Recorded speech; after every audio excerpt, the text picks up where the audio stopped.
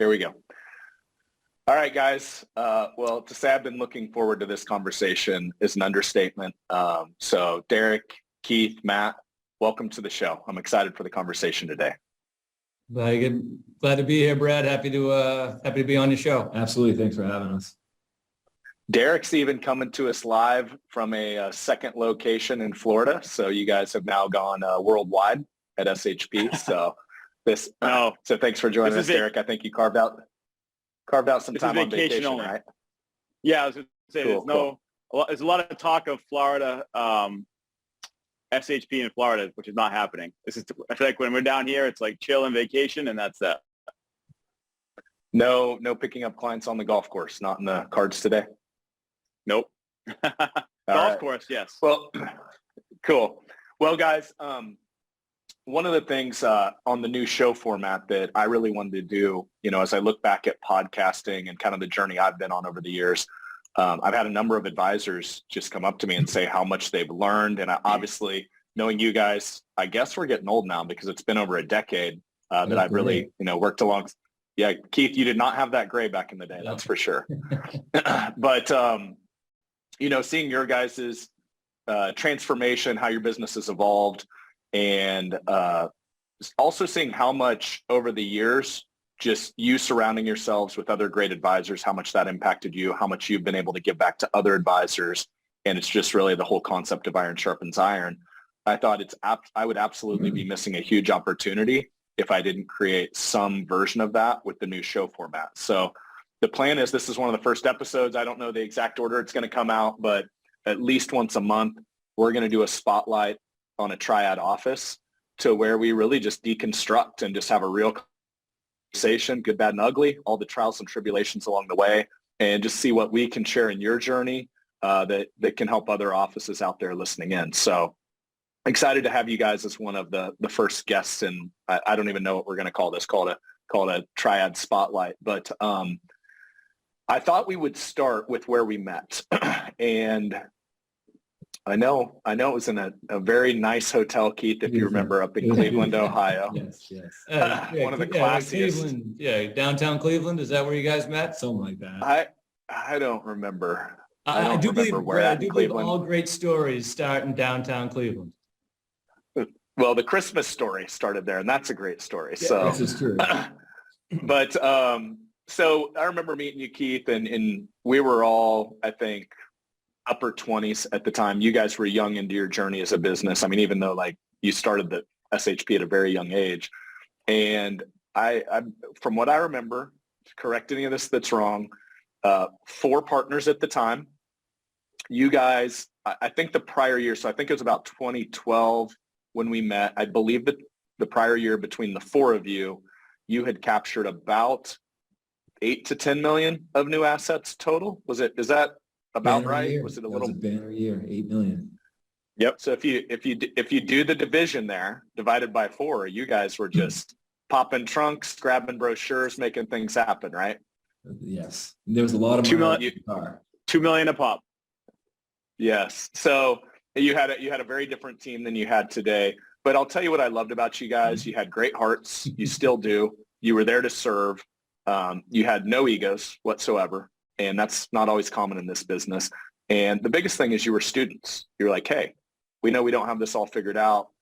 We want to grow, get better, get in front of people that can help us level up. And that was really where our kind of journey in this business started. So if you guys look back, and whoever wants to hop in, it's kind of tough with 3 of you. So maybe I don't want to like raise hands or anything like that. But if you guys want to hop in and just rewind back to 2012, what were like the things, like if you were going to give yourselves advice back in, it was a 4-partner business. I know you now are down to 3 partners. One of them exited early in the game, a very small team, but you were going to say, Derek, Keith, Matt, guys, here's what you need to do. Like, here's advice I would give you, like either stop doing this or start doing that. Where would you have started back then?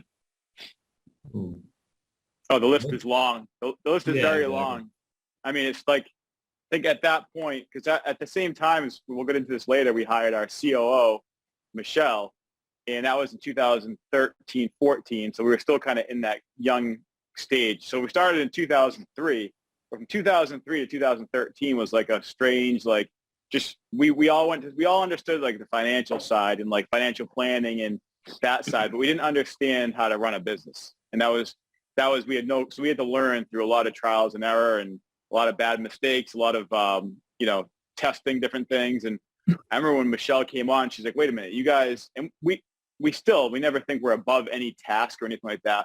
But she goes, you guys should be focusing more on this, and you're answering phones and you're like ordering copy paper and you're dealing with the printer company because the printer broke down. And she's like, why are you doing all that? So I think, that's when we really started, like it started with small things like that, like making sure someone was answering the phone, but then it led to like 5,000 other things that have allowed us to grow and scale our business, so more of a higher level. Now it's like, why are you going to do all the research and portfolios? Why don't you have like Matt heads up our investment committee, but then we have 3 really good analysts and portfolio traders that do all the work behind the scenes. So because we can't do that. So that you think of like it started with just not answering the phones, but now it's grown to, our sweet spot is dealing with some of our larger clients and really dealing with the company strategically as a whole, where before we tried to do everything. So that's 10 years worth of a summary in 10 seconds.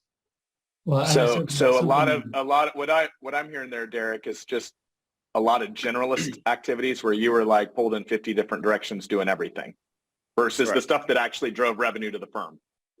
Exactly.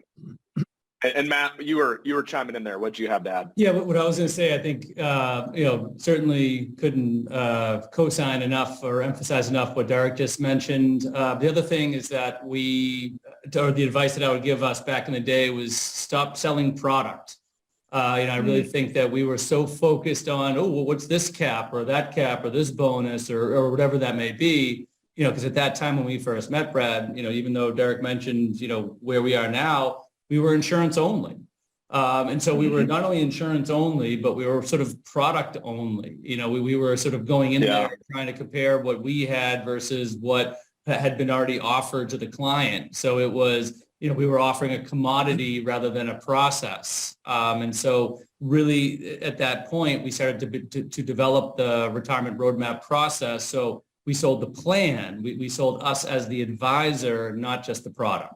Yeah, I was going to say get licensed. Yeah. And so Matt hit it on the head, trying to go in and carve out a portion of someone's assets is really difficult rather than going in and getting all of the assets and building a comprehensive plan and then, really loving on that family, and then leads to other, which we're going to get into, referrals, business building, everything along those lines. So yeah, definitely, it took us a long time in our careers for one of us to get licensed and then for all 3 of us to get licensed. But ever since that point, it's really, been a rocket ship in our business and, and it's really helped our clients. So.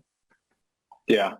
Well, here's the theme that I've seen, guys, and I hear you all 3 saying, you were kind of a product of the environment you grew up in. And I know the 3 of you, and there will probably be a lot of listeners that relate to this.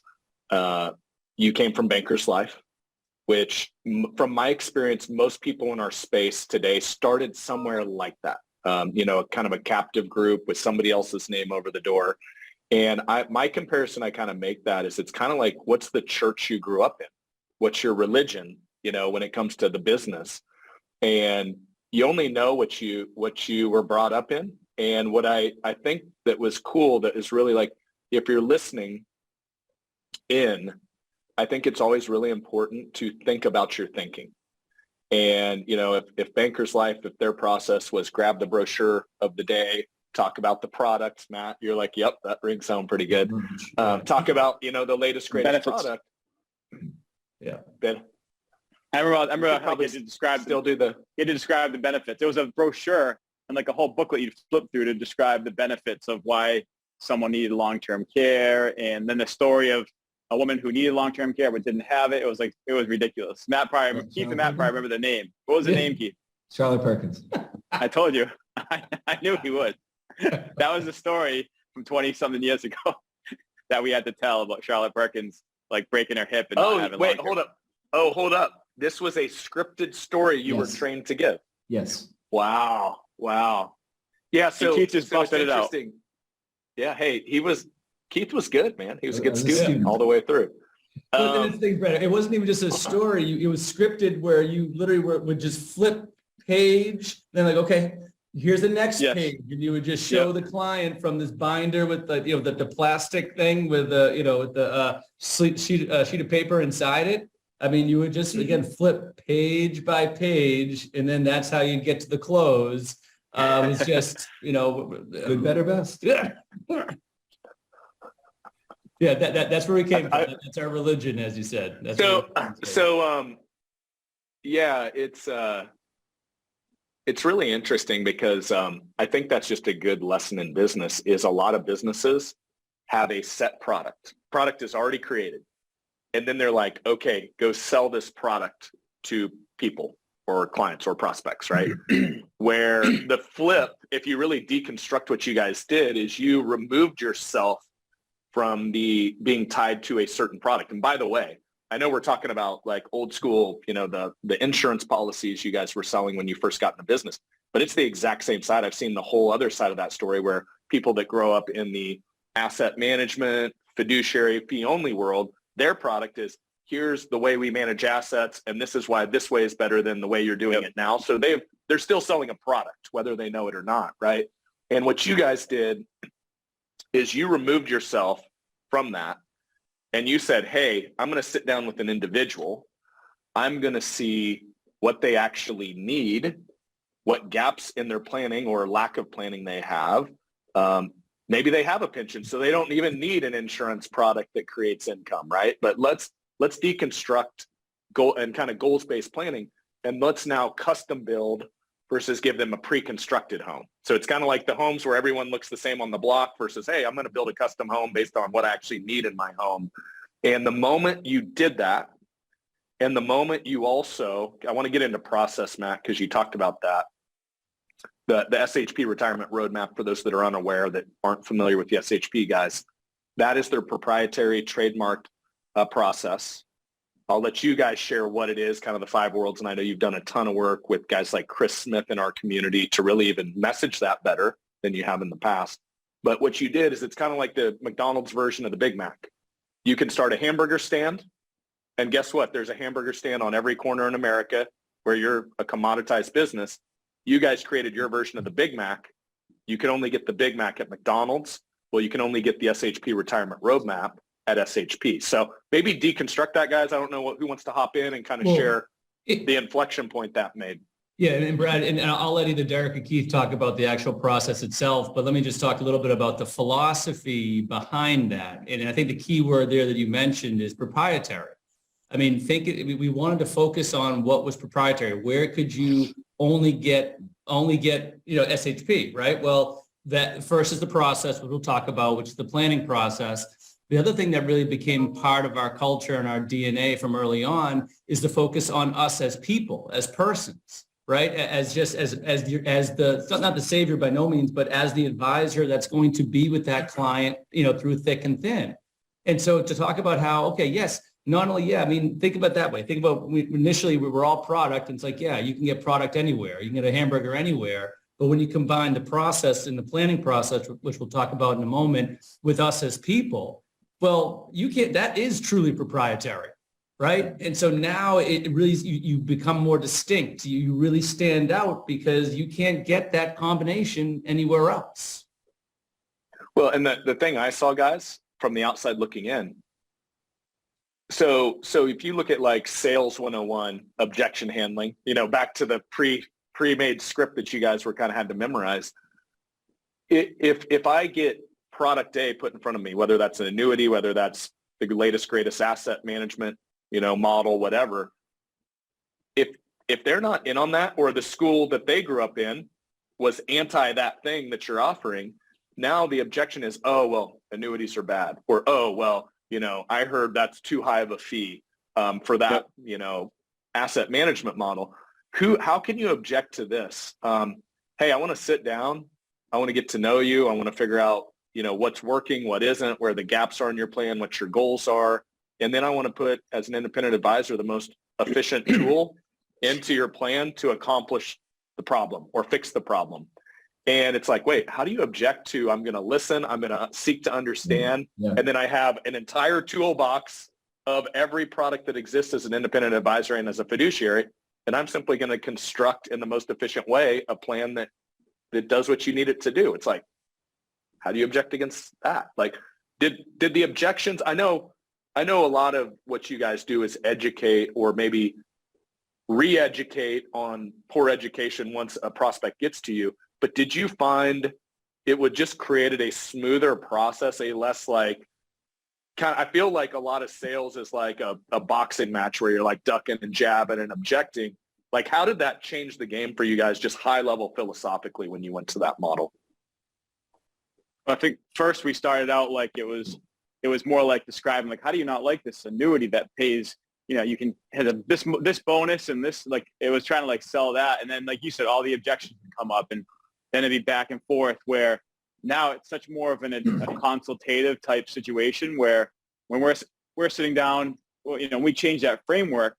It was all about selling a plan, not a product. And we weren't, incentivized mentally, all right, we're going to go this direction or that direction. And we let the clients know right away, the prospect, like, hey, we're going to sit down, learn more about you and your situation. We're going to see if we can help. And if we can be a fit, that's great. And if not, no worries. So we want to take some of the pressure off. But then all the questions we're asking, and this will kind of get into the process, the retirement roadmap process is 5 key areas. So the whole differentiator at SHP is we have everyone else. Most times when you go to a firm, they either are an investment firm and they give you investments, or they're an annuity firm and they sell you an annuity. And that's the end of it. With us, we manage money. We charge a fee like everyone else. That's the investment piece. But also as part of this consultative process and roadmap, we build you a full income plan, looking at Social Security, expenses, pension analysis. And then we look at investments, as we just talked about. And we have a really good team that handles that and does a great job and according to your risk and everything that goes into investments. Then we have, what about taxes? How will taxes play a role? If you ignore taxes in your plan, I mean, you can have the best investment plan in the world. If you're not looking at taxes and they creep up down the road, that's almost even just as bad or worse than losing money in the market, because you lose money every year if they raise taxes when you take money out. And so we want to look at, do Roth conversions make sense? Tax loss harvesting, any opportunities, municipal bonds, whatever it is, how can we add value there? Then we look at healthcare, world number 4, long-term care. We have a consultant that helps our clients with Medicare, supplements, all that, prescription plans. And then finally, estate planning, legacy. We work with an attorney, multiple attorneys that handle that side of it. And basically that is one, when you think of a plan, we always say that's a full plan. And you can get a portfolio anywhere, but you can only get an SHP retirement roadmap here. And looks like McDonald's, you can get a hamburger anywhere, but you can only get a Big Mac here at McDonald's. And since we changed that, it's a lot of work because, behind the scenes, we have a trading team, we have a portfolio team, we have a new business team, we have an ops team, we have a client development team, we have a planning team, we have, so there's a lot of work that goes into it. But if you take the steps to do it right, build a process and build the right team over time, I mean, the numbers speak, the business takes off. It's almost hard to have it not. And I would say, with that comprehensive process, what Derek just described, what we've experienced as our clients have got to know us in our process over the years, we've experienced a major inflection in referrals, because a lot of times people ask us why we have such a big team.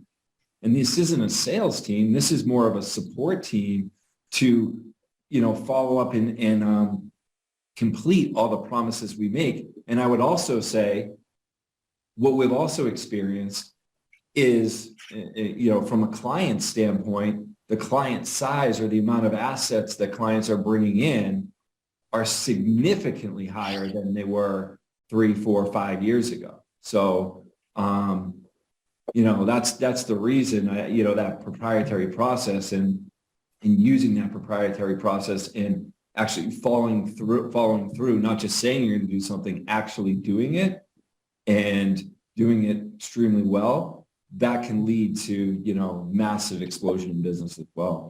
And Brad, Brad, just to throw it in here because it's on, I will forget it if I don't say it now. Like just about the process and the work we do. We've had 2 referrals in the last month, and I'm just thinking because one of the guys called me yesterday. Matt and I were taking care of a woman. She had lost her husband, had a ton of money from like insurance sales and so forth, and we set her up with a plan.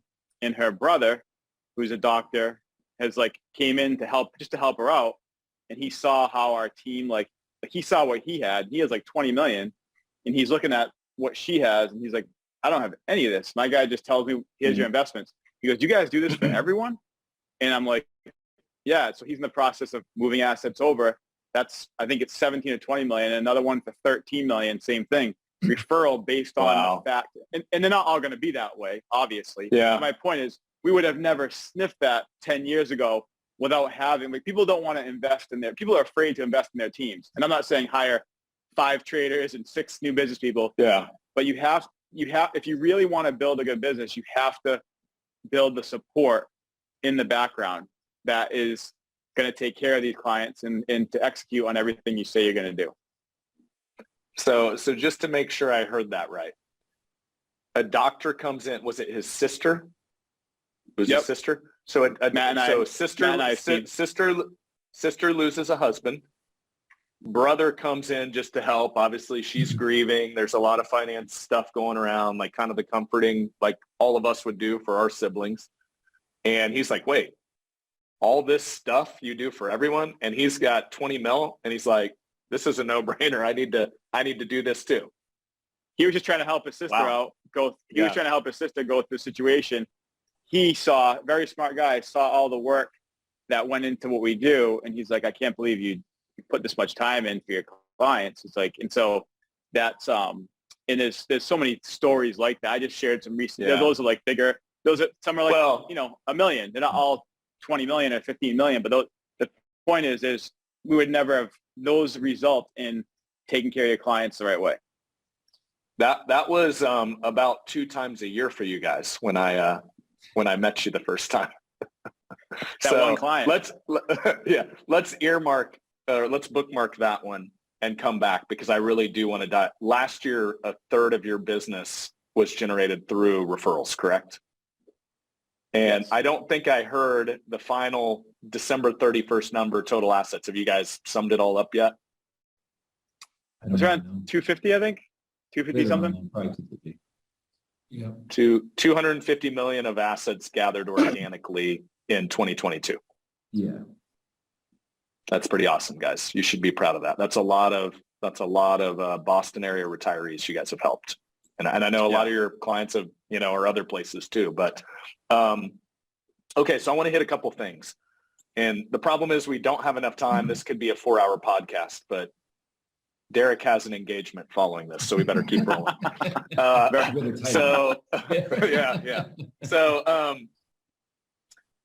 So one of the things that you guys did, because here's the thing, you guys don't, like 15 years now of talking with advisors all over the country and, what's working for them, what isn't, where the gaps are, what's holding them back. I think I did a pretty good job coaching the clients I worked with, like, hey, you need a process versus, selling products. And I want to take that a notch deeper. Back to the doctor story you guys just shared. So my son the other day, we're going to overuse this hamburger analogy. So Nash, you guys know him, you've met him. He's like a hamburger connoisseur. And so he wants to try, he's got this like weird thing where depending on where he orders the burger from, it depends on what he gets on it. So at some places he'll get pickles and mustard, at other places he'll get cheese. And I know him and Keith have some similarities in, definitely, how they order cheeseburgers. But so anyway, so he's a McDonald's guy. That's his place. We're still working on that. But it started with just like the 2 cheeseburger meal. And then he's like, here's about the Big Mac. So he wants to try that. And so just the other day, he's like, Dad, how good is the quarter pounder with cheese? Amazing. And I'm like, dude, it's the best at McDonald's. That's at the top. They can talk about the Big Mac all day, but the quarter pounder with cheese is above the Big Mac. Next level. I see a lot of consensus here. And in that, just that very simple story, here's what McDonald's did well if you deconstruct the business. They branded and named their products. And what you guys did, because I talked to so many advisors like, oh, I've got a proprietary process. It's the XYZ. And you know how many times I've heard, yeah, so yours is the SHP retirement roadmap. I know you guys have done a ton of coaching with a lot of advisors over the years. You know how many times I hear it's the XYZ, fill in firm name, retirement roadmap, to where all they did is they went to a website of another advisor that was maybe a little further down the road or more successful, and they copy pasted. And so to take it a step further, yeah, so check this out. This is the test. So if you're out there listening in, advisor, and you think you have a proprietary process and you think you kind of have checked this box, you need to go to your team, next all-team meeting, and say, hey, what's the name of our process again? I've done that on so many coaching calls of, a founder that says, hey, we've got a proprietary process. And then you ask their team, and they're like, I think it's called the something blueprint. I think it's the, compass. I think it's the GPS. And right there, you don't have a process. You've got something you copy pasted. You threw it on a website as marketing, and you're not actually doing the work to do that. And that's pretty direct, I know. I'm not here to ruffle feathers, but I am here to help advisors level up. And the difference between having a process and not having a process is doing the work and actually truly committing. I've seen you guys, you don't sell annuities. You don't sell asset management. Now you put a lot of those products into different plans depending on the need, but you have one flagship product. It's the SHP Retirement Roadmap. And I think that's I wanted to take a little time because I think a lot of advisors check that box, but they don't really, in their mind, they think they have, but they haven't really. And so I want to rewind. Let's go back. When did you guys create, because you trademarked it as well, when did this actually, you went from here's annuities and AUM that we kind of meshed together to here is our trademarked process? Do you remember the year? I mean, yeah. I would add up just a few things. I mean, I'll probably go back to 2013, 2014, and just a couple of thoughts there. The first is that it absolutely it took time, and as you mentioned, Keith, and I think hopefully all of us being learners, and so we were always sort of adding to it to begin. So right around 2013, 2014 is when we started to kind of really piece it together. An example of that addition is that at that point in time, I embarked on getting my CFP, and the Certified Financial Planner Board has these 5 specific areas. So I remember kind of running down the hall with all these papers in my hand, hey guys, check this out. These are the 5 areas, right? And then we were sort of getting that sort of reinforced with some of the other, seminars and workshops that we'd been, other conferences that kind of some of the other firms were kind of, talking similar things. So we just said, all right, well, if I'm getting it from here and we're getting it from other there, let's kind of build our own system of it. And I always remember 2013 is my personal memory of it because that's when, Nolan, my third child, was born. And my wife was so happy because we have a newborn at home plus probably a 4-year-old and a 2-year-old. And I'm like, hey, honey, I'm going to go up and study for 5 hours a night. Have a good night. Diana was so happy. I decided to do that CFP just in 2013. Yeah, exactly. Maybe it was. Maybe I was. She's happy. She's happy now, Matt. She wasn't. Yeah, yes. Correct. So yeah, that 13, 14 time frame is when I kind of piece it as when we started to really build a foundation. But Brad, I'm not bashing anyone else for not, because the reason I said I know they don't really do it is because when we first learned, oh my gosh, we can call it our retirement roadmap. We can do all this income investments. We didn't have the ability in 2012 or 13 when we adopted this process to fully execute on it, if that makes sense. Yeah. So we had the same thing. We had a nice pretty binder. We had the SHP retirement roadmap, and we did income planning. We were managing money, but we didn't really have the appropriate healthcare coordinators. We didn't have the appropriate estate planning attorneys. We didn't have a planning team for tax strategies. So that's why I say I know to really go down this road, you have to start small. But now I tell clients all the time, I was like, and I remind clients, because I think a lot of them, sometimes they think I'm sitting there in front of a computer picking their holdings, you know what I mean? And I say, which thank God I'm not for them. And I say, listen, I know where I'm the one who meets with you and or whoever it is in our office. We always try to make this comment that I know we're the ones that are meeting with you, but behind the scenes, like I'm just here as the face. There's a whole trading team. That's all they're doing every day is looking at researching funds, doing analysis. We have a planning team who are looking for opportunities for you and our clients for, hey, should we do 50,000 Roth conversion or 75 and why? And then what, should we make any adjustments to risk based on income changes or expenses? Like all this planning is being done. And the neat part is it's being done by our team, which is also, I'm going to tease this because I know we're going to get into it in the future. It's allowed us to scale the business, but not kill ourselves. And to see, and I'm going to say this now, I'm sure we'll go back to it, but to see like others in the industry that we've worked with, like Anthony as one, and I can name, there's so many, seeing people that are close to burning out, hating the business, and then just learning from mistakes that we made so many years ago and helping them shortcut a lot of these avenues, to see them being able to not just grow their business, which is awesome, but more importantly, spend more time with their family, travel, spend time with their children, which they didn't have time to before. That's more rewarding than anything in this business. Seeing the advisor go from burnout to freedom is kind of like what a lot of these steps, the process, everything that you help, it's crazy. Everything, the more you help people, the more you help your clients, the more you actually help yourself and your family. It's weird. It kind of all works together because the more successful your company is and the more freedom you have and the confidence, you don't have to be involved in every single day-to-day operation because you have a team to help you out. So it's a lot of information I just threw out there, but I wanted to make sure it was hit because it's an important part of what we do. Yeah, and I'll just really echo that point. I don't mean to interrupt, Keith, but the only thing I was going to say, and Brad, you kind of alluded to it, and even Derek, you too, it's like having a nice marketing slogan that you have a process, that's kind of the easy part, frankly.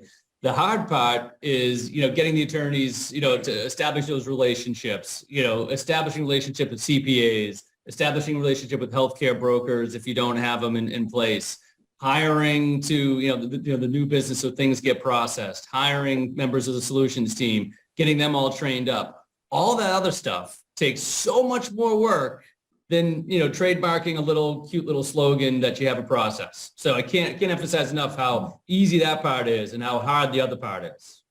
Yep. I was just going to build on what Derek said. Some people hear 250 million in a year of new assets, and they think, those guys must be running themselves ragged. I think I have more time now than I did when we were doing 12 million a year. 100%. Really, it's because, like Derek also said, what we did, we invested in our team, high quality players, and invested in the parts of the team that we don't want to do or we don't like to do. And we focus on what we want to do. And we really build our schedules that work for us when we want to do it. So not only have we been able to grow the business, grow the clientele base, grow the assets under management, we've been able to grow our freedom and we've been able to grow our time with our families, which is the most important. Yeah, no, as you guys know at Triad, that's what we're all about. We talk about do business, do life. It's really hard to do life if your business consumes your life, and then it's like, I remember when I transitioned I took about 3 months off when I left my prior gig, and I just needed to think, and I'd been grinding and I just thought about going forward what I wanted out of life. And you can make all the money in the world, but if you miss your kids growing up, if you're not there for family dinners, if you're not able to, coach a game, if you want to coach a game, when you're 60 years old, because I talked to guys that had built big businesses and sold them, and they're like, here's what I regret. I was so busy grinding, making that money, I missed everything that mattered. I'd pay all the money in the world to buy it back right now. And exactly. I didn't want to make that mistake, and I know you guys don't either, which is why we've always connected on a really deep level. But if you're listening in, I think here's a mindset shift for you. Growing your business is not a tug of war trade-off. It doesn't have to be, I should say. More business does not necessarily mean more time or more grind. Michael Hyatt, we're going to be hanging out with them here in a couple of weeks, guys, down in Austin at the launch event. he's going to do a 3-hour session with us. One of my favorite quotes he ever shared with me is, it's not a big enough dream if it doesn't require a team. And no business has ever scaled in the history of America or any other place without some form of a team. You know, the one-man team doesn't exist in any sort of business of substance. And so I love what you're sharing there, guys. I couldn't align more with, you know, what we believe here at Triad. And, you know, I call it, instead of the either or, it's the and, you know, it's the and approach to life and business. And so, wow, And that's what I love. we got photos. Yeah, go ahead. I was gonna say, Brad, that's what I love about Triad too, for a little plug for you guys, is that like a lot of other firms that handle what you do just focus on the main advisor. And that's impossible, because when you have a team of 10, 20, 30, 40, 50 people, how does one or two people that are the owners or advisors going to be able to relay that back to the teams? Which I love about you guys, how you kind of, you have the ability to get everyone together. So that they know, like I notice our operations team is on a bunch of operations calls with all different offices from Triad, and they're learning in best practices. COOs are learning from each other. Advisors that maybe aren't owners, but that work as advisors for the firms are all communicating with each other, and planning teams. So it's just, I love how you're able to help build the entire infrastructure, not just the, you know, pump up the head guy or the head girl who's running it, because that's not going to really, you know, it helps, but it's impossible for that person to come back and relay everything to a team. So I love that aspect of like just building it from the foundation up across the board. I appreciate that, Derek. And it's actually one of the biggest fallacies I see in our industry. And I'm not taking any shots at anybody. I'm just observing what I've seen over the years. Unfortunately, a lot of our industry, because our industry is built on sales, you know, just like what we talked about your early days, reading the script, you know, here's the script to get the sale. And a lot of salespeople are high achievers, and, you know, it's built on the ego of, here I am, and I get a parade across the stage and get recognized as this amount of production. And then, you know, I talked to those guys when they got off the stage, like, dude, I mean, you guys, we had this conversation. No, like, I remember, I'll tell a real life story. I didn't ask permission, so we can cut this out after if you're not cool with it. But I remember, I think it was, all right. Well, you haven't heard the story yet. Be careful. No, maybe I'll change my mind once I hear. Hey, characters in the story.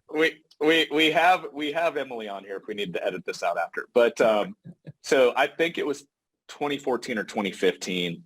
We were, obviously you guys were my clients. We were doing a coaching call, and one of my kind of rhythms in coaching was, you know, we're right here at the beginning of the year recording this. It was kind of the New Year's resolution for your business, the goal setting conversation. And you guys had just hit somewhere right around. Yeah. Well, I mean, this is a real story. I think can help people. Yeah.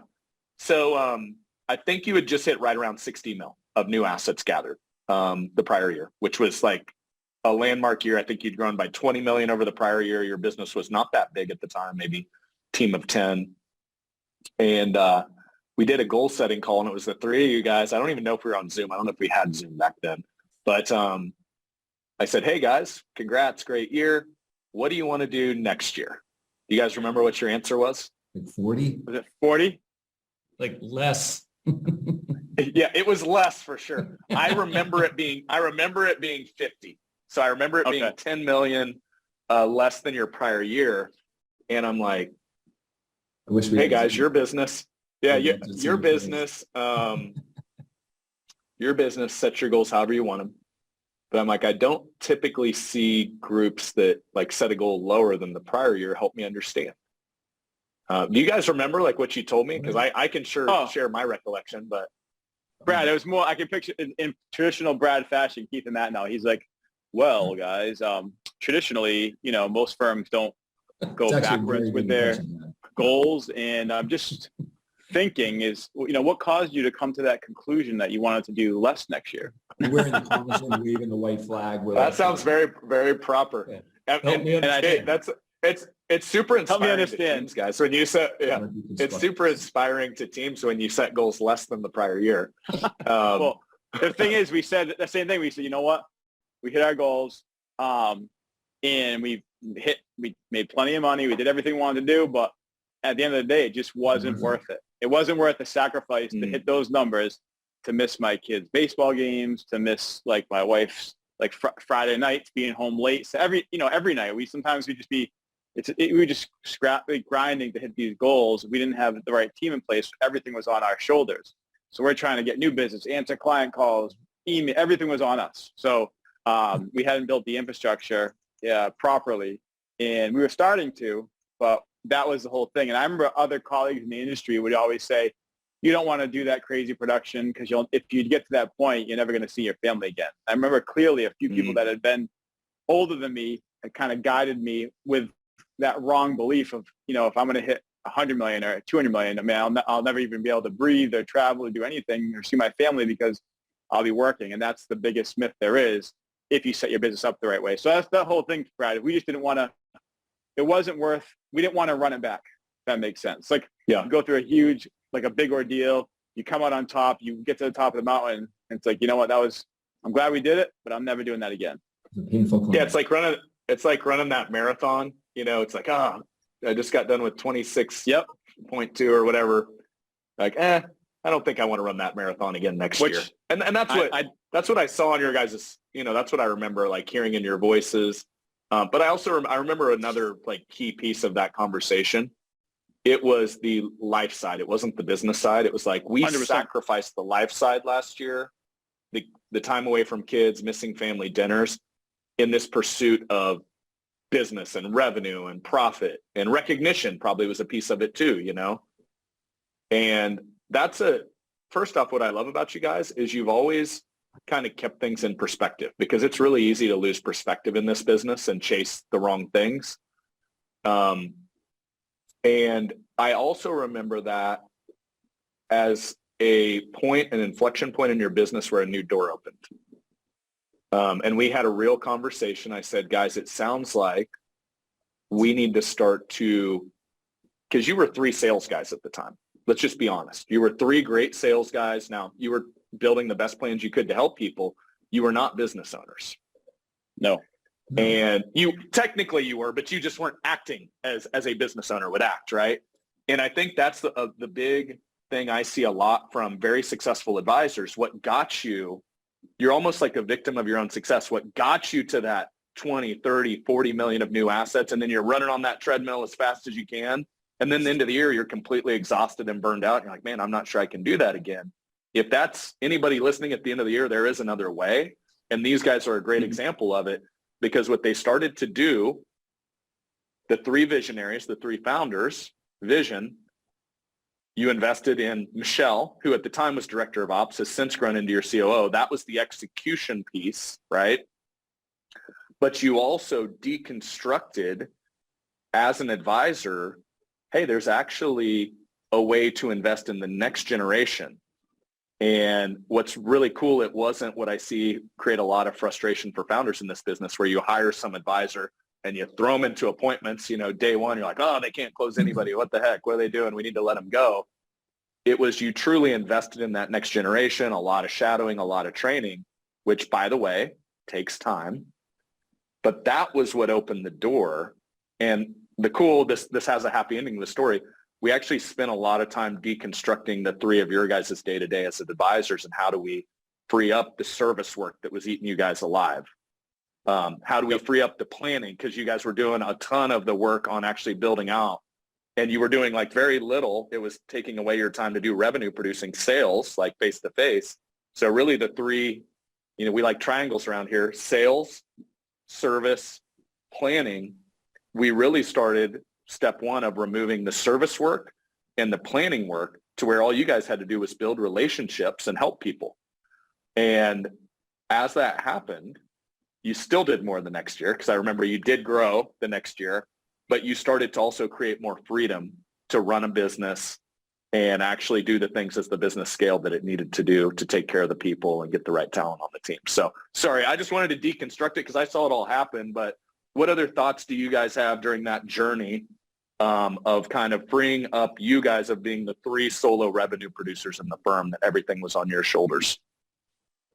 I mean, one thing I would add to it, and that's kind of what I was saying earlier about how difficult it is. And sometimes I feel that advisors don't want to put in that time to become sort of business owners, because sometimes it blows up in your face. I mean, there's plenty of people that we hired, trained, spent a lot of time on, and they walked out the door. And that's frustrating, very, very frustrating.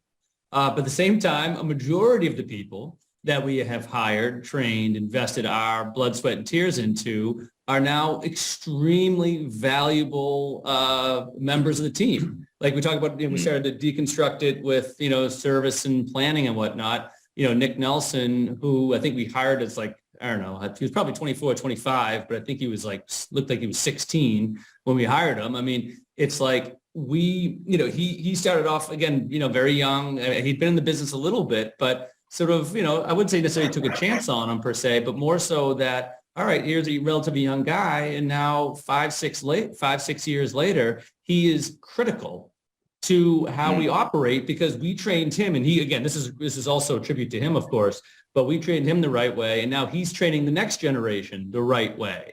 And that's kind of how the scale and the, the cumulative nature happens to it, but certainly takes time. And again, it's hard. Yeah. Yeah. Well, here's a fun story. I saw this unfold the last 12 months at Triad. You guys know Tom from Michigan.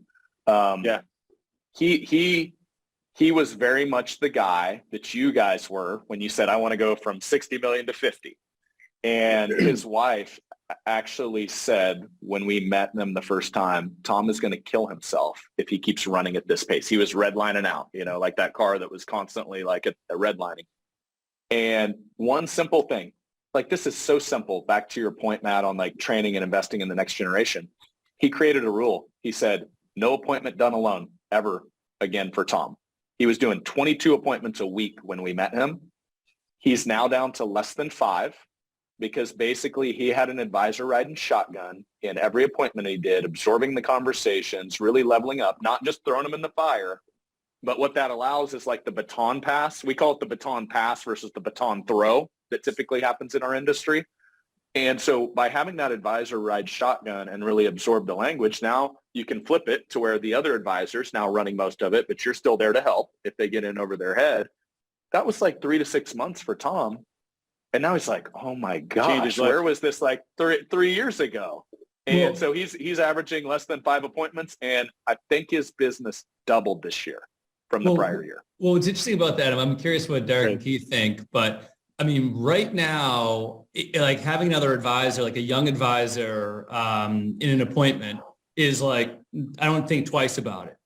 I remember the first time doing it being this is weird. The client's going to think this is weird. What's he going to say? She's going to say that's going to mess it up. Don't mess it up, buddy. And I remember being freaked out about bringing on anyone else into the meeting. And now it's this is exactly how you do it. Of course you do it this way. Again, I don't know if Derek Keith had that same, fear. Secondhand now, it's so easy. I don't even think about it. It's just, so let's go. Or Kyle, let's go. And then off we go. Yeah. And it makes our lives so much easier. Our process is very intensive after and in between meetings. And as a lead advisor, not having to execute on that intensive process, it frees up hours of our time so we can focus on everything else. So no, but were you worried the first time doing it? Were you where did you embrace it from day one? Well, it's weird. It's like you're performing in front of somebody new. You know what I mean? It's do you mind if I bring this person in? Yeah, right. It's interesting. Yeah. But Brad, I think a lot of times too in the industry, everyone's looking for and we were too, looking for the silver bullet or the shiny object. Mm-hmm. We're gonna hit this. We're going to run this one campaign and we're going to get referrals forever. I think the truth of it is, and I think the most important aspect of running the business is if you have, we can break this down, but if you have the right culture, which in us, we needed a good COO to help us build a good culture here where everyone's kind of cares about each other, cares about our clients. As Michelle says, our COO's clients are our team members. That's who she serves, just like we serve, our advisors serve our clients as the clients that we manage money and build plans for. So to me, it's the culture is one aspect. The other aspect is building the plan, having a true plan, even just having a portal our clients can go on, see all their plan, working every day, doing all the tax planning, everything we say we're going to do, right? So you have the culture, you have the planning, And then you have the loving on the clients, basically getting high level, us having more time to think about the business. We were able to spend more time. Okay, let's come up with different campaigns to make sure we love on our clients. One of our campaigns is our team members have to send a small little gift every quarter for $10, but like if a client's going away to Hawaii, we might send them a little book on Hawaii or something, just to let them know we care and that we're listening. Or if someone loses a family member, something to, hey, we're so sorry for your loss. So all these little touch points, loving the clients, client events and so forth, doing what you say you're going to do with a plan, being genuine people and having that culture, that is what leads to referrals that you could market. You could spend $2 million in marketing and probably not replicate the referral aspect you get from doing things the right way. So everyone's looking for the extra marketing idea, the extra silver bullet. The best way, as everyone knows, is referrals are the best client you can get, the easiest to bring on. They already have that trust, and it doesn't just happen automatically. And by the way, we never ask for them. We probably should. We never ask for referrals. We're never like, hey, make sure you think about us. And we should do a better job of it, to be honest. But just if you have these raving fans that really love what you do, then and you treat them right and do everything you say you're going to do, and they're going to want to send as many people as they can to you. So that can never be it's a lot of work to get to that point, but you're going to have satisfied clients and a lot of referrals. Well, I mean, to give you guys at least a little bit of credit, I know I like to give you a hard time, but I'm going to give you some credit here. Approximately a third of your business was referrals last year. And if you had professional referrals, it's probably like 2/3, right? I would say half at least. No, not so. Okay. So call it 80 million plus of assets last year from referrals. I think you're doing okay. I'll tell you the thing that I see, like just really simplifying this, because I know sometimes this stuff can get complicated. I've had enough conversations with advisors. Oh, well, they got this team member, that team member. And then the next thing you know, if it gets complicated, everybody's just like, I've thrown in the towel. I'm not going to do it. Yep. When this started, guys, this was very simple. It's evolved. We're seeing a decade of evolution of a model. But I think the biggest thing, like if you're an advisor out there, back to the very simple, like there's actually 3 advisor roles in one. It's the selling, the relationship, the building trust. Think of that like at McDonald's, that's the person at the cash register looking the customer eye to eye. That is how revenue flows into a company. Then if you look at the planning side, that would be like if that person at McDonald's at the cash register, as soon as they made a sale, said, just a second, sir, ran to the back and made the Big Mac themselves. You'd be like, this is the least efficient business model I've ever seen in my life, but we do it all the time. I see it done all the time in financial services. And so what you guys did is you just simply deconstructed and you said, hey, we should probably have somebody that specializes in just building incredible plans, because guess what? When that's their full-time job, they can do that 10x better than you guys, any of the 3 of you could ever do it as a part-time job, right? And so now your customers, your clients, like, oh my gosh, these guys don't miss anything. Here's this tax planning opportunity that was uncovered. And so if you really deconstruct the kind of the referral magic, for lack of a better term, having 2 advisors in one meeting, that's actually a benefit. A team-based benefit is better than any solo advisor could ever be, because now guess what? Matt, we were just in Disney with the fam for a while. If literally you have no communication with clients for the 4 or 5 days we were down there, now the client on the other side, where's Matt? We've got year-end tax planning stuff. What the heck? To your credit, I didn't see you take one client phone call in 5 days down there. You were not the guy over on the side, firing off texts, hopping on the phone. So if you are that advisor that can't truly take a vacation, all that tells you is there's a few things broken in your business when it comes to processes. And so that's what I love, guys, is you just simply deconstructed. And because you poured in and created resources, it's a better client experience. It's a better planning process. And by the way, it's a better founder experience because you can actually create freedom in your life. That's how I've seen it play out. Yeah, and that's why when I say, it's a difficult process, but taking time, and that's what I was saying about how it's also, it's your own evolution too. I mean, what I was saying about the whole bringing another advisor, that took, as sort of like a controlling, whatever you want to call it, type of person. It's like, okay, oh, no, I'm giving up a little control here, but then you realize, okay, that's the way to do it. Same idea. Like I was very, reluctant to give up the planning aspect of it. But then, then eventually the light bulb goes off and everything you just said, Brad, is absolutely true. So I just think if there's any advisors out there that are listening, that's part of the process too, not just hiring and training, but just growing yourself to say, okay, that's part of the evolution of you becoming a business owner, of delegating. And again, that's also not easy because, you built it to that level. And sometimes it's like, well, if I hand it off, what's going to happen? And it's like, no, handing it off is actually what sets you free. Very much a learned habit, to your point, from my experience, because I think our industry might be the worst at this. I mean, if you look at like a doctor, they go to medical school, and I mean, it's a very similar business, right? They have to interact face-to-face with their clients or their patients. The difference is most doctors step into a practice where they're not the one, filling out the paperwork at the front desk. In our business, most advisors step into a business of one where you're everything. You're the new business person, you're the receptionist, you're the marketing coordinator, cold calling, knocking on doors, however you got in the business. And so when you reach that level of complexity where it's like, wow, there's too much here for me to do, I'm drowning, is you actually have zero model to follow. You actually have to reinvent yourself completely and break all these old habits that actually led to that level of success. It's like when Tiger Woods, here's your golf analogy, Derek. Tiger Woods, you guys remember in his career where he had won many majors, but he actually completely deconstructed his swing and rebuilt his swing. Really, really hard work, but that was what opened up the door to the next chapter in his career for more success even after that. And that's the hard part, is you have to break all these habits that are just ingrained into you that got you to that point. And so, well, guys, and it's hard to give up control because you're used to that. I would say it's hard to give up control because you're used to doing things a certain way. So you have to rely on others to do things that you did yourself. So it's a learning curve, even for me, especially back in the day, to like give up some control and let people, even if they have to fail to learn, it's okay. It's part of, like Matt said, the evolution of being a good business owner. Yeah, here's just another tip if you're listening in. Like, we're kind of deconstructing a lot of stuff here.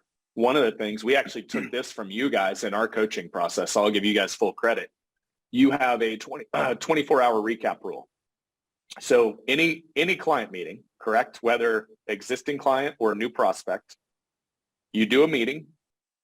Within 24 hours in their inbox, there is a very detailed recap email, like of each of those 5 worlds, right? Income, investments, taxes, healthcare, legacy, estate. In their inbox, that basically says, here's what we heard. Here's a couple opportunities or gaps we uncovered, and here's the next step we recommend.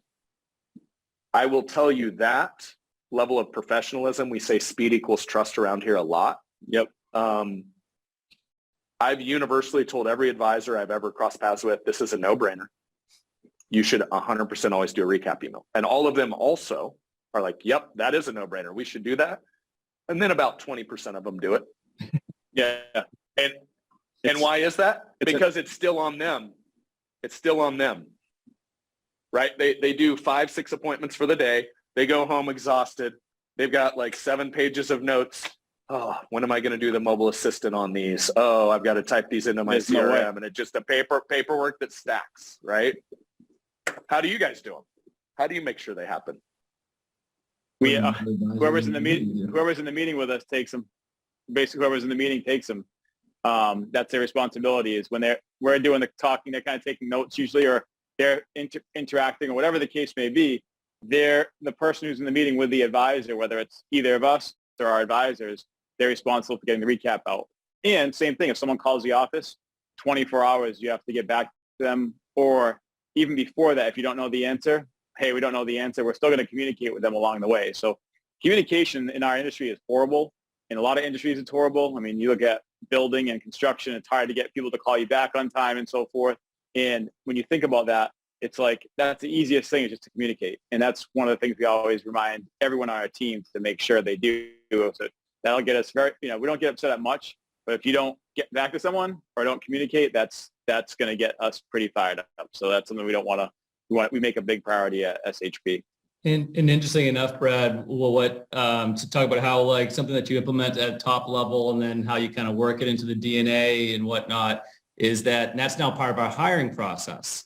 So when we interview somebody for the solutions team, which is kind of our internal or an external way of what we call our service team, if you're applying for the solutions team, you have to submit just a mock summary email. Like, all right, buddy, go home and you seem like a good dude, good gal, whatever that may be. Please write me up a pretend summary email. Just make it up out of see what you how would you do it, right? And then that's part of the ultimate decision about whether or not they get hired is looking at their sort of mock summary email. That's awesome. I love that. And by the way, one other thing I don't want anybody to miss, words matter. And Matt, we had this conversation in Disney. You're like, we renamed our service team because like from my experience, nobody gets excited about service. Like I've got to go get my car serviced or, whatever you do in your real life. People actually want solutions when they call. So you literally changed the word internally that I believe changes the culture and how people show up and what they're trying to actually do. Did you see an inflection point when you made that change of how your team started to look at these incoming, what we would call service requests in our industry? I mean, certainly, I would say yes. In my opinion, obviously I'm a little bit biased because I sort of helped drove that home, but more so that I believe the incoming, when people take the calls, right? Let's say it's our, the front desk or receptionist or however we want to call him or her or that position. I think they felt a lot stronger handing that call over because they knew that, okay, hey, this is what this person wants and this is what this person's going to get, as well as from the people themselves, we actually removed the term service advisor because it's like we didn't want them to feel like they were the people actually on the team. We didn't want them to feel like they were lesser or, again, less important or whatever that may be. And so kind of build them up a little bit, like, this is what you do every day. That's a good feeling to go home with. Yeah, if I'm a client, I don't want to work with a service advisor. I just want to work with an advisor. So just simple as that. That is a stellar point, Keith. That is one way. We're talking about a lot of delegation here and how to take the weight off your shoulders. If you want to put the weight back on your shoulders, start creating hierarchies in your advisors. Oh, you don't know how many times I've heard sub-advisor, associate advisor. If I've got $20 million like the doctor you were talking about, there's absolutely no way in the world I'm working with a sub-advisor or associate advisor. I'm working with the guy or the girl. Like, let me work with them. And back to your team-based approach, this is the other way that's really cool is when you incorporate that on the front end. The hard part, guys, is moving to this model, right? Like if Derek is my guy, Keith's my guy, Matt's my guy, and you've trained all your clients, I've got one person to go to. Now you need to, it's not the baton pass or the baton throw, it's the baton pass. You need to bring that next advisor into the next review appointment and slowly introduce them. That's the mistake I've seen made a lot where it's just like, boom, here's your 50 new clients. And they're like, where'd Derek go? Is he too good for me now? But what you like with the doctor, I'm guessing you do an appointment. Here's the team member that technically internally is the service advisor, but externally is just another advisor on the team. Now it's like, hey, we bring a team-based approach here. I can't be all things to everyone. I'm the founder. I got a lot of things going on. We don't want to miss anything. That person that's in there, they're hammering out the recap on demand. And like how freeing is that is number one, the client served at a way higher level. But number two, you guys aren't going home with 8 pages of recaps to type into your CRM that night. And it's actually like, it's a win-win where I come from. Like it's a no-brainer once you actually deconstruct the model. Just, it takes some thought to get there. You know what I mean? Right. Exactly. Okay. We've got 2 minutes. I see Derek checking his watch over here. So we better wrap this up. Guys, now, there's so much more. We're probably going to have to do round 2, guys. So we'll see after this goes live to the world, but I know we haven't spent near enough time on vision and culture, which has been a huge part of your guys' growth. I know we kind of danced around some of the referrals, but I just wanted to let the conversation go where it went.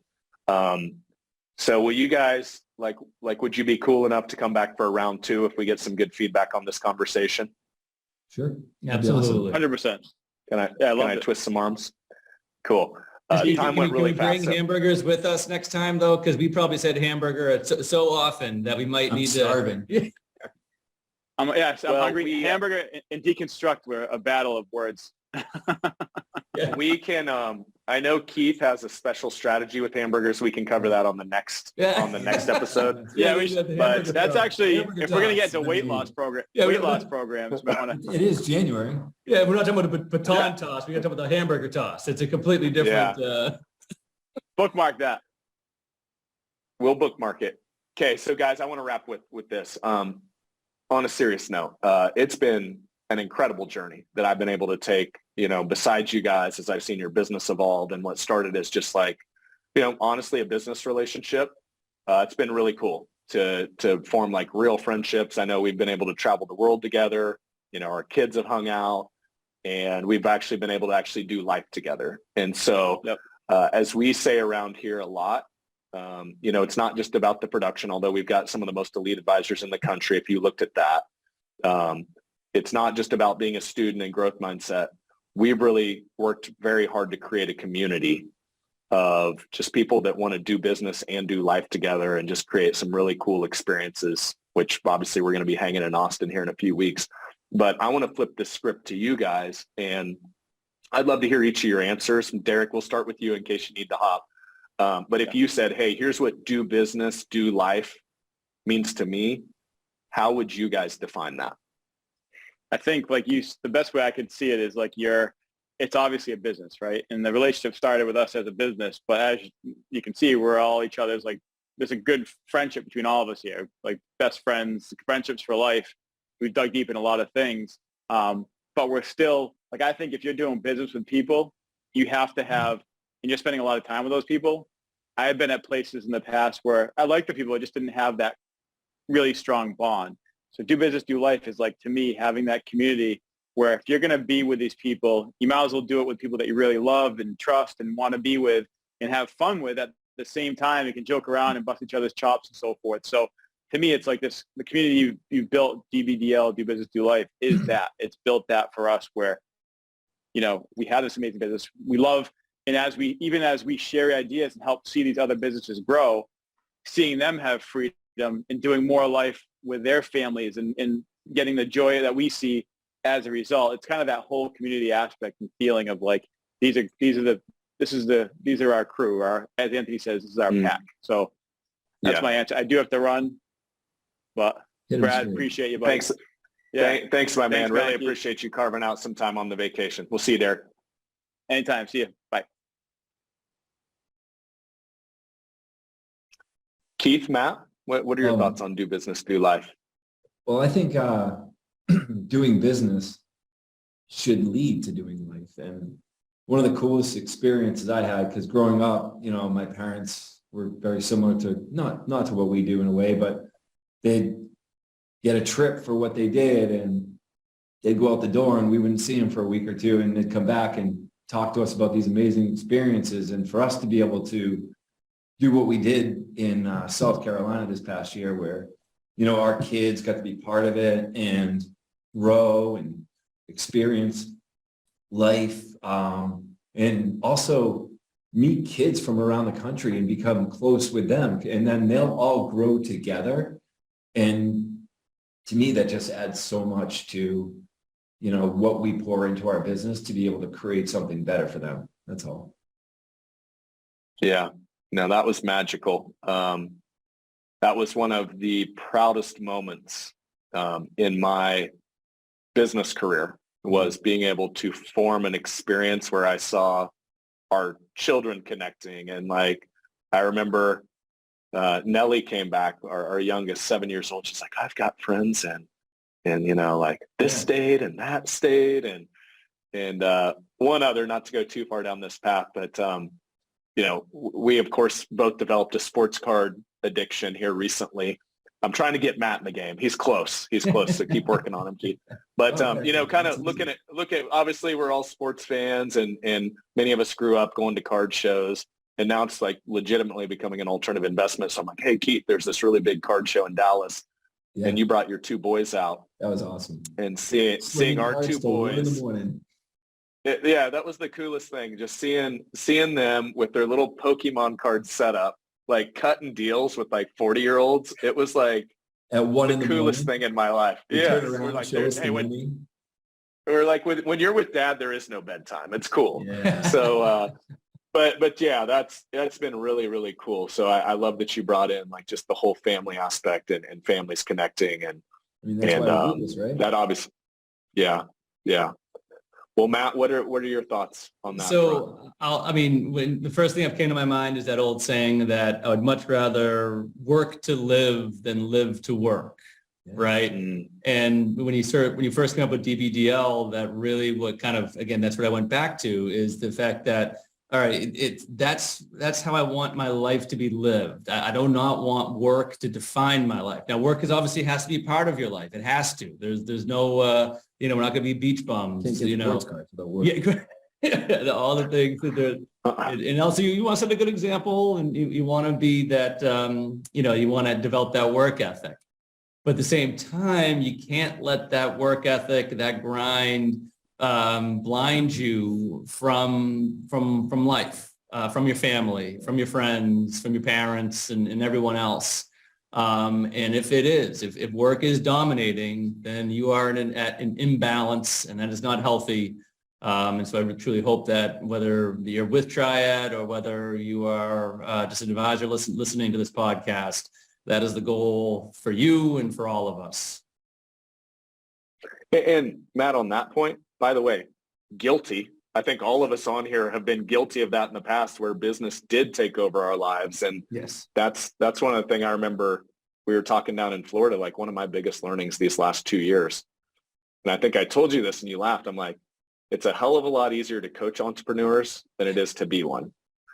And just the grind and the getting pulled in 50 different directions, hearing Derek talk about ordering copy paper or whatever he was talking about earlier, like that's like what it takes oftentimes to get a business off the ground.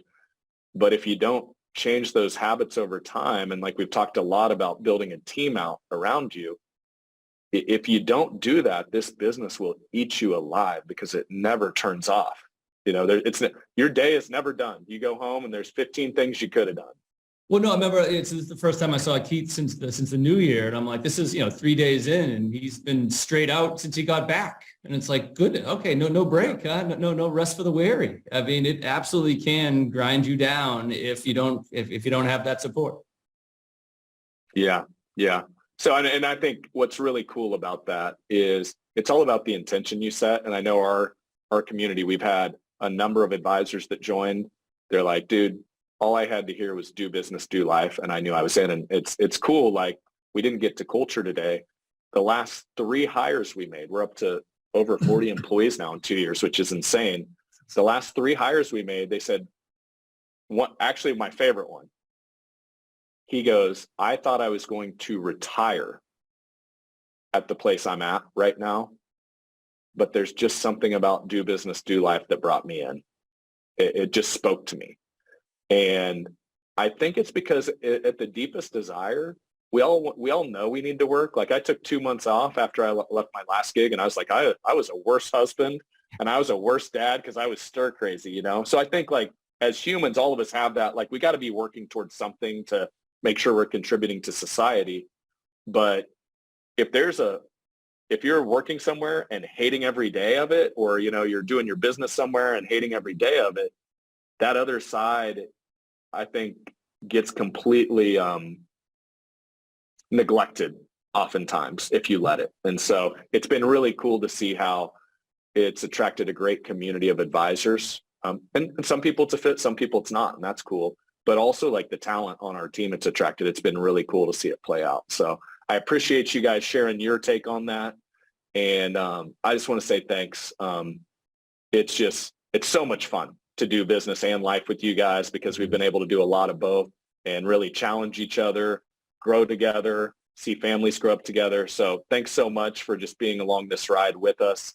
And thanks for showing up with who you guys are, because it's fun to surround yourself with great humans, and your whole crew there is. So thank you guys for carving out the time.